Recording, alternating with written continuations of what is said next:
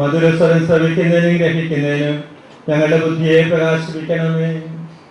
അതുവഴി ആത്മശരീരങ്ങൾക്ക് ഉപകരിക്കുന്ന സ്നേഹവും ശരണവും രക്ഷയും ഞങ്ങളിൽ ഫലമണിയുന്നതിനും നിരന്തരം ഞങ്ങൾ അങ്ങയെ സ്തുതിക്കുന്നതിനും അങ്ങയുടെ കാരുണ്യത്താലും അനുഗ്രഹത്താലും ഞങ്ങളെ സഹായിക്കണമേ. പിതാവും പുത്രനും പരിശുദ്ധാത്മാവുമായ സർവേശ്വര എന്നേക്കും.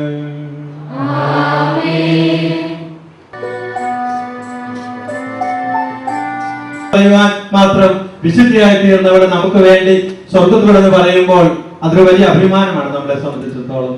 ഇതാണ് അൽഫോൻസാമ്മ ഇന്ന് വിശുദ്ധ പദവിയിലേക്ക് ഉയർത്തപ്പെടുമ്പോൾ നമ്മളൊക്കെ സന്തോഷിക്കാൻ പ്രധാനപ്പെട്ട കാരണം.